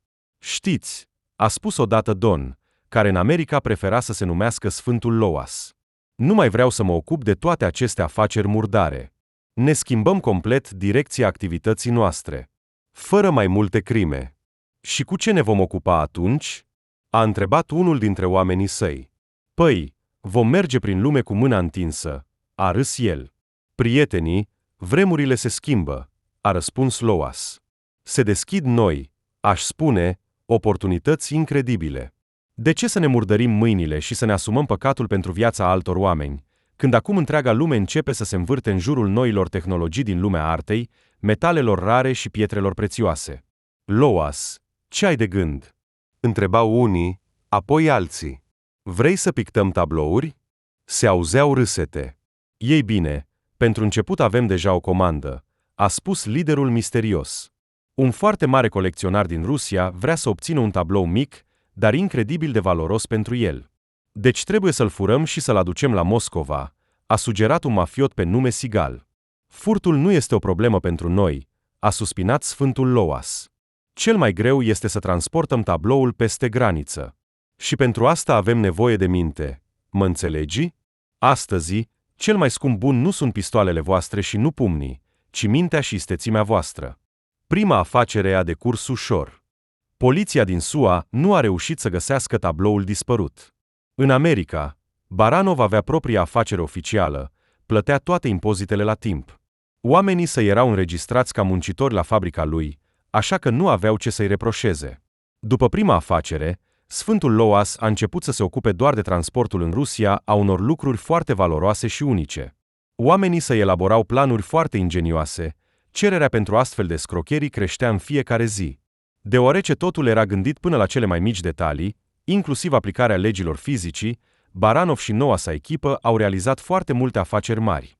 Cu timpul, a început să angajeze doar oameni educați. Aceștia erau oameni din Rusia care nu reușiseră să câștige nimic din fizică, matematică sau picturile lor. În mod miraculos, mai întâi se mutau să lucreze în SUA, iar apoi obțineau permis de ședere. Practic, Baranov avea oameni în întreaga lume. Deoarece colecționarii și oamenii de știință voiau să obțină ceea ce aveau oamenii de știință și colecționarii din alte țări, această muncă nu era doar din aer, ci aducea și profituri incredibile. Odată, un om a venit la Sfântul Loas la fabrică. Patronul a crezut că vrea să se angajeze la el. Vin la dumneavoastră pentru o chestiune personală, Loas, a spus străinul cu cuvântul de cod. Am putea discuta. Desigur, a răspuns bărbatul și a deschis brusc o ușă secretă.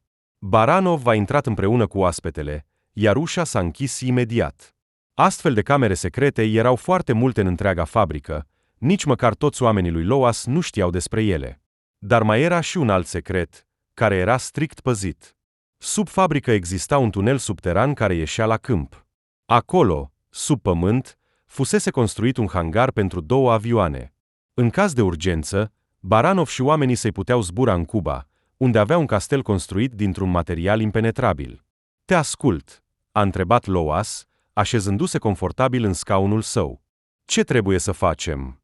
Va fi vorba despre diamante colorate, a început străinul. Am un cumpărător mare în Moscova. Roșii? Nervos s-a agitat Baranov în scaunul său. Sau anume colorate. Din păcate, nu sunt roșii printre ele.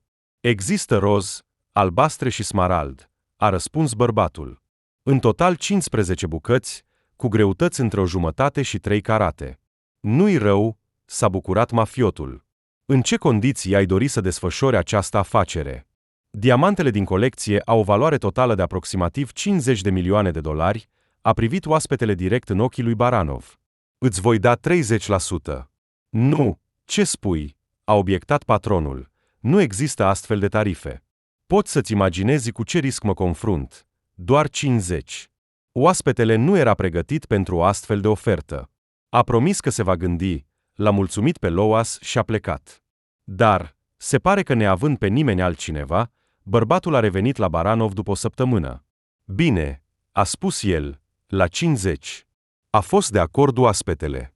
La $25 de milioane fiecare. Iată, asta este o altă discuție, a zâmbit Loas. Va trebui să ne întâlnim de câteva ori pentru a discuta detaliile, a spus el la final.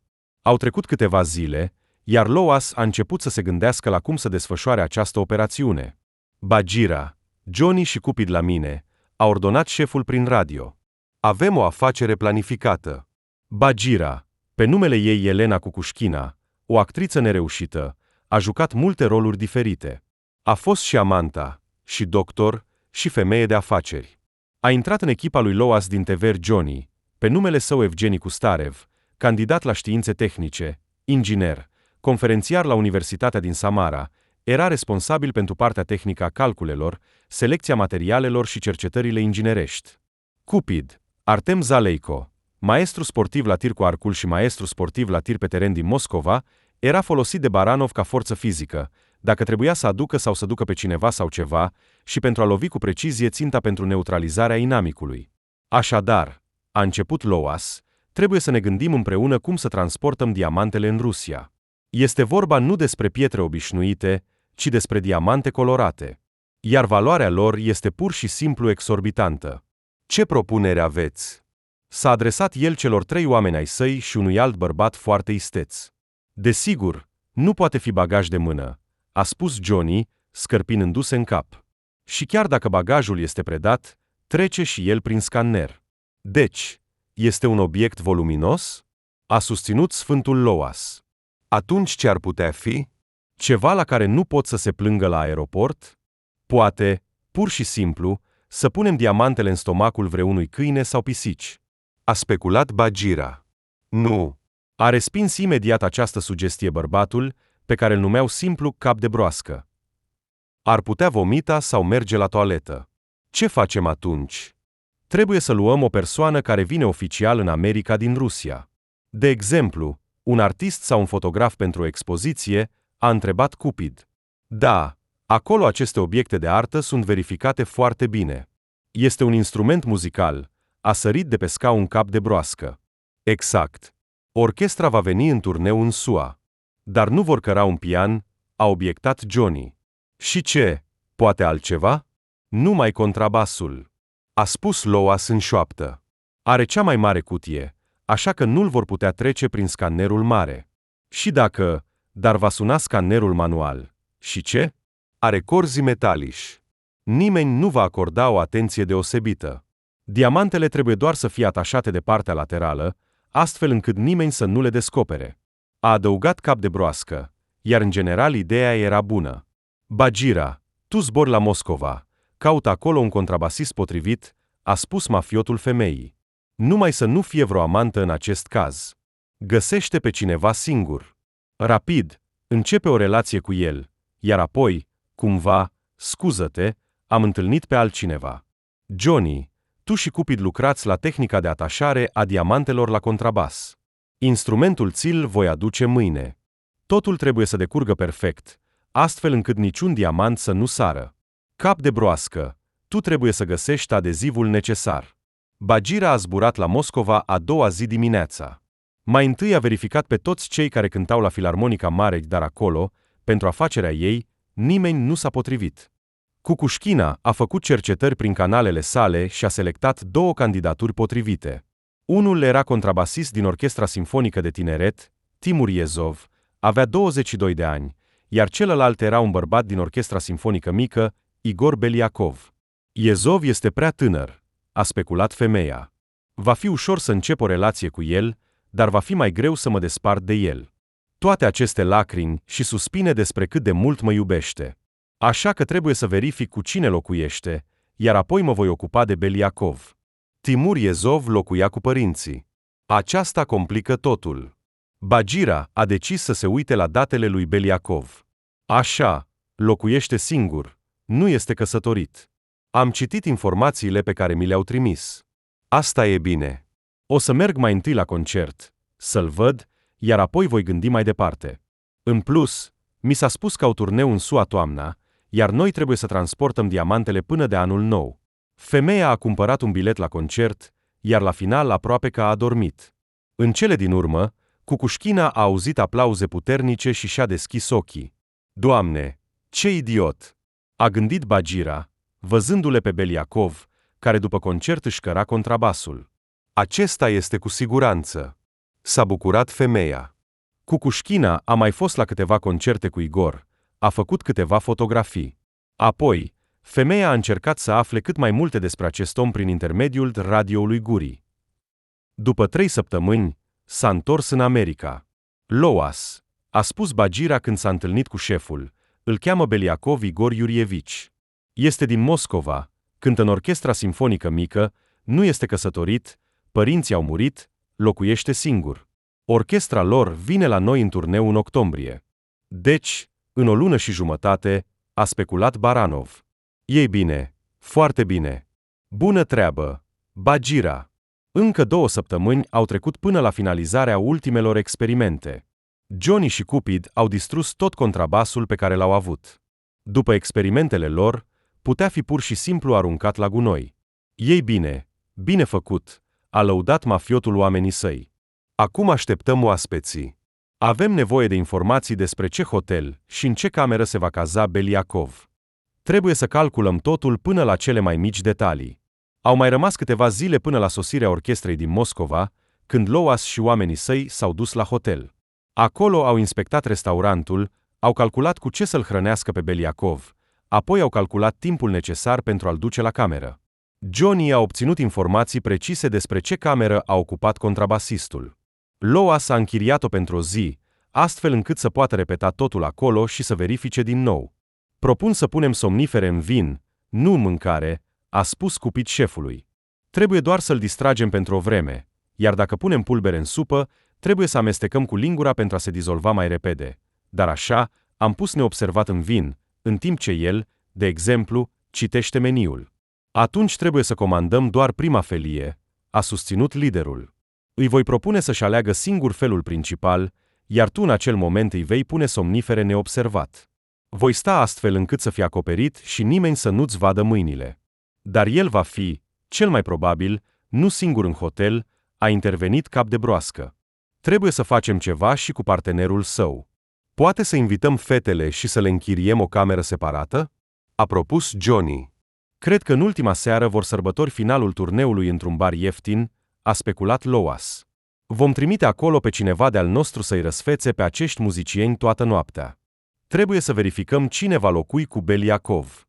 Avem nevoie de fotografiile și datele lui personale. Operațiunea de introducere a diamantelor în contrabas a decurs la cel mai înalt nivel. Igor s-a dovedit a fi și mai ușor de lucrat decât credea Loas și oamenii săi. Ei bine, totul este gata, a spus șeful. Acum acționăm foarte cu prudență. În Moscova nu trebuie să ne grăbim, altfel acest idiot va suspecta ceva.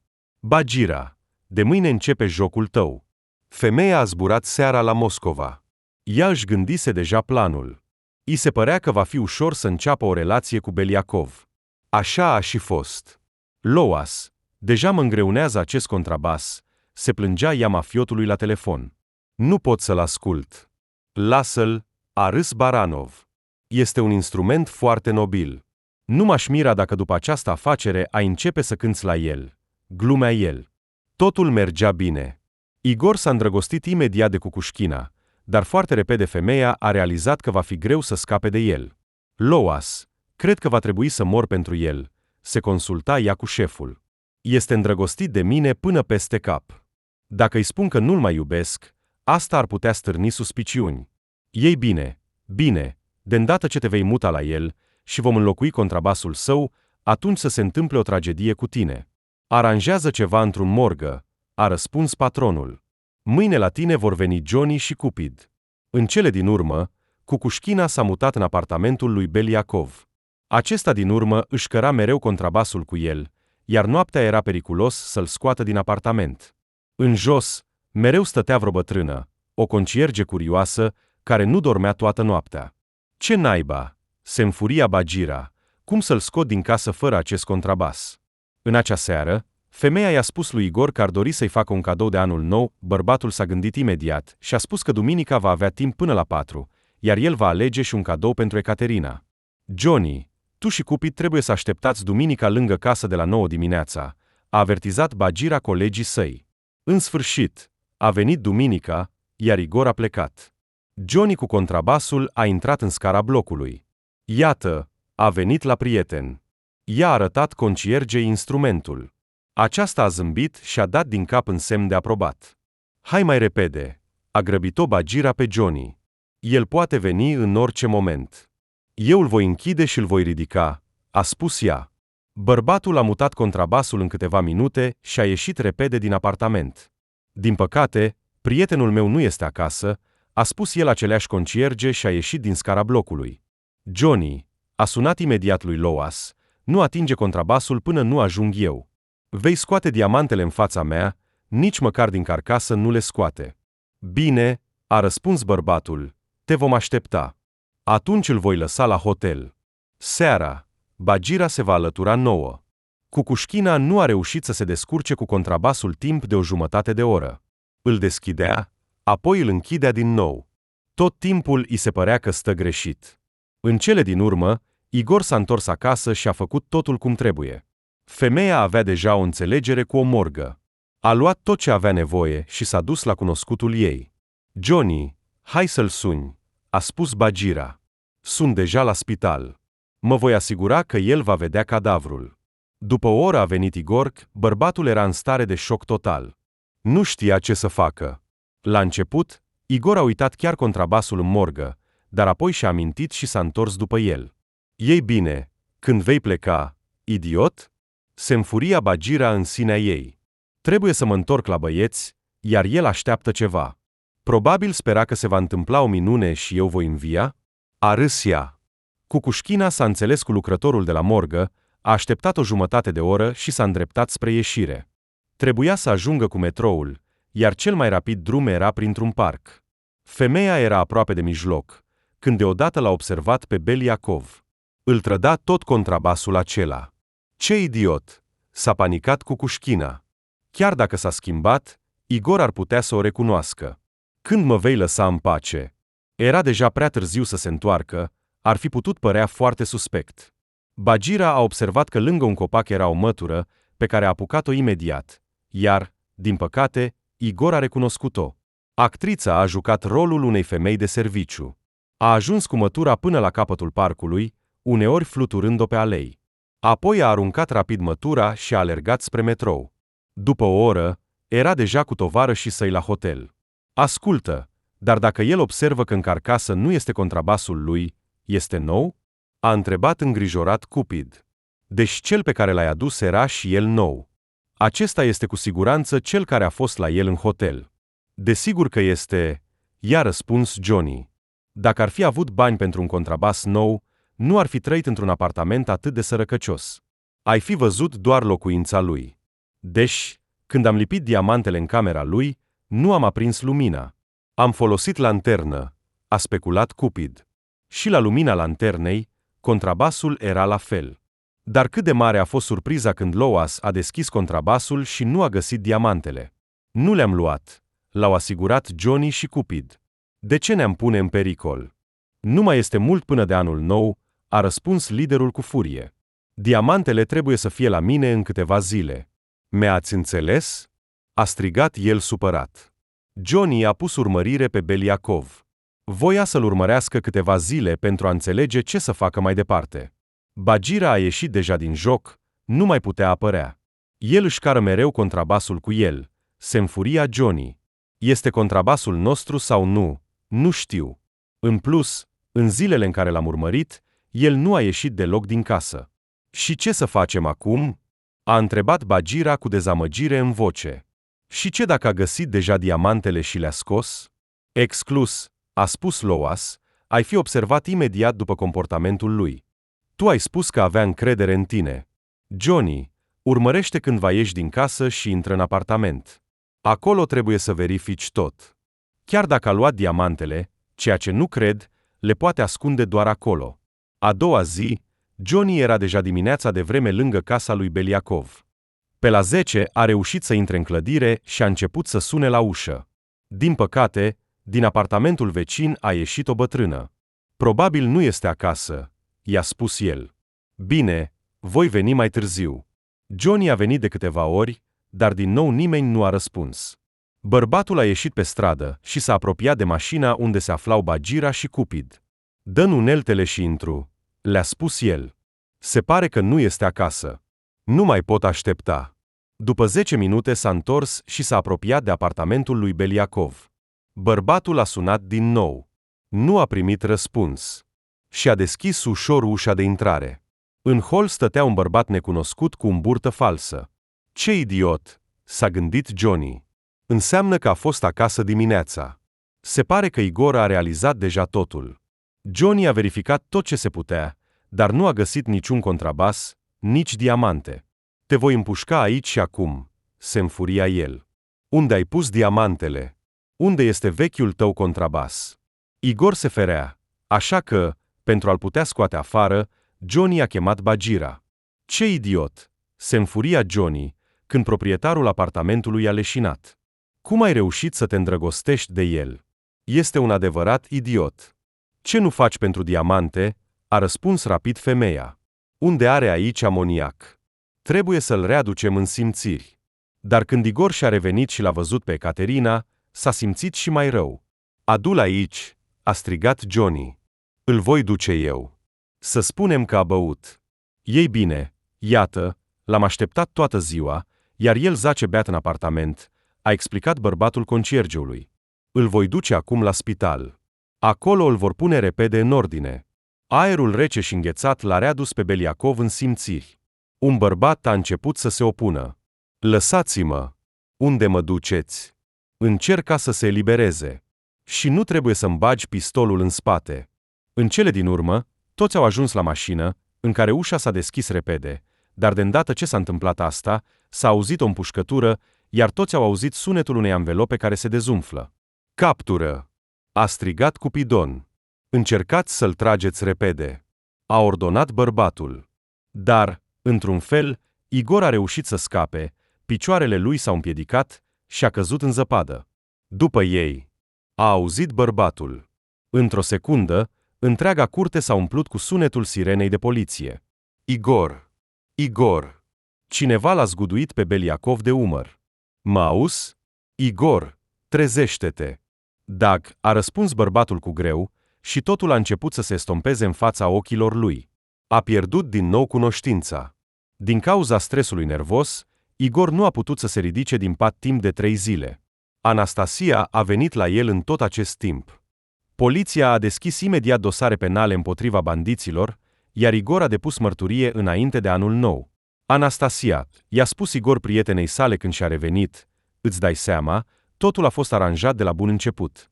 Doamne, cum poți să te joci cu oamenii așa? M-a folosit pur și simplu. Nu și-a putut stăpâni lacrimile. Cel mai important este că totul este bine acum, i-a mângâiat fata capul. Acum ai un prieten, iar eu nu te voi lăsa la greu. Mulțumesc, a spus Igor uitându-se la ea, și ceva profund a rezonat în inima lui. Anastasia, dacă nu erai tu, probabil că nu aș fi fost în viață. M-ai salvat. În ciuda tuturor sensibilității și ciudățeniei, Igor i-a plăcut Anastasiei încă de la prima privire. Nu că fata s-ar fi impus, ci pur și simplu îi era interesant să se împrietenească cu un muzician, și în plus, amândoi erau naturi sensibile. A trecut anul nou, iar Anastasia și Igor au început să se întâlnească din ce în ce mai des.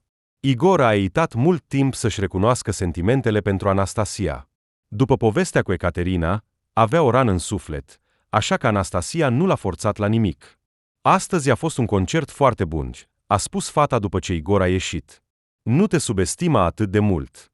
Asta este frumusețea ta, că ai un instrument neobișnuit. Știi, pot să cânt la el chiar și cu ochii închiși, dar probabil că doar după întâlnirea cu tine am început să n-apreciez contrabasul. Parcă aș cânta doar pentru tine, a răspuns Igor, rușinat. Anastasia, am putea să sărbătorim împreună ziua Sfântului Valentin? Hai, s-a bucurat fata, să facem o cină festivă la mine în atelier. Au trecut câteva zile, dar Igor nu s-a decis cu privire la cadoul pentru Anastasia. De fapt, bărbatul dorea foarte mult să-i vorbească despre sentimentele sale, dar îi era foarte frică. Ce să-i cumpăr? Se gândea el, pregătindu-se lângă vestiarul său. Poate flori și un tort? Nu vreau să fac propuneri prea directe. Igor s-a agățat cu mâneca de ușa vestiarului, iar un nasture i s-a rupt. Bărbatul s-a uitat nemulțumit la el. Ce naiba, a înjurat el. Unde să-l caut acum? E cămașa mea de concert. A căutat o lanternă și a luminat întregul dulap. În cele din urmă, în colțul cel mai îndepărtat, Igor a observat nasturele său. Hai, vino aici, a spus bărbatul și a întins mâna. Nu scad de mine. A simțit nasturele, dar i s-a părut că erau acolo parcă două. A scos nasturele și a luminat din nou cu lanterna. Nu se poate, a spus el în stare de șoc. Doamne, cum este posibil? Nu putea să-și revină. După 2 zile, Igor a intrat în atelierul Anastasiei cu flori și un tort. Fata îl aștepta cu nerăbdare. Anastasia, asta e pentru tine. I-a întins bărbatul cadourile sale. Te felicit cu ziua Sfântului Valentin, a spus bărbatul formal și a râs. Hai să bem repede ceai, a pus fata masa. Doamne, ce tort delicios! Nu s-a putut abține și a mușcat dintr-o bucată când tăia deliciul. După ce au băut ceai, prietenii s-au așezat confortabil pe o canapea veche. Deodată, Anastasia s-a ridicat brusc și a adus o cutie mică. Igor, poate că nu ar fi trebuit să-ți fac un cadou atât de personal? S-a rușinat ea. Dar nu m-am putut abține. Igor a deschis cutia, în care se aflau niște butonii de manșetă frumoși din aur. El a fost uimit. Și nu era vorba doar de faptul că butonii costau mult. Bărbatul înțelegea că era foarte frumos. Igor, te iubesc, nu s-a mai putut abține Anastasia. Fă cu asta ce vrei, dar nu mai pot să ascund. Anastasia, a spus el, luând-o de mână, am și eu un cadou pentru tine. Să fie aceasta declarația mea de dragoste pentru tine. S-a uitat în ochii fetei și a întins o cutie mică. O, Doamne, Igor, ce este asta? Fata nu putea să-și creadă ochilor. Era. Nu știu cum a ajuns acolo, a început Beliacov. Poate că diamantul a căzut când am băgat în dulap contrabasul meu vechi și rupt. Dar acum câteva zile am descoperit această piatră acolo. Și ce să facem acum cu asta? A spus Anastasia, uimită. Până la urmă, cazul a fost închis. Îți va aparține ție, i-a răspuns rapid Igor. Poți să faci cu el ce vrei. Nu, ne aparține nouă. S-a apropiat artista de Igor și l-a îmbrățișat. Ne va aduce noroc. Diamantul i-a adus într-adevăr noroc. După câteva zile, bărbatul și fata s-au dus la un specialist foarte bun. Wow! A sărit el. Un diamant albastru, 1,5 carate. Unde ați găsit o astfel de comoară? Da, complet întâmplător, a răspuns Igor rapid. Ne plimbam pe plajă în Turcia. Credeam că este o piatră artificială. Am pus-o și am uitat de ea. Iar eu am curățat recent și am găsit-o. M-am gândit să o ducem specialistului, a adăugat Anastasia. Și bine ați făcut, a spus bărbatul frecându-și mâinile, dar vă spun din start. Nu vă voi găsi un cumpărător pentru valoarea sa reală în Rusia, așa că veți pierde puțin. Dar, în schimb, vă voi plăti 20 de milioane pentru ea.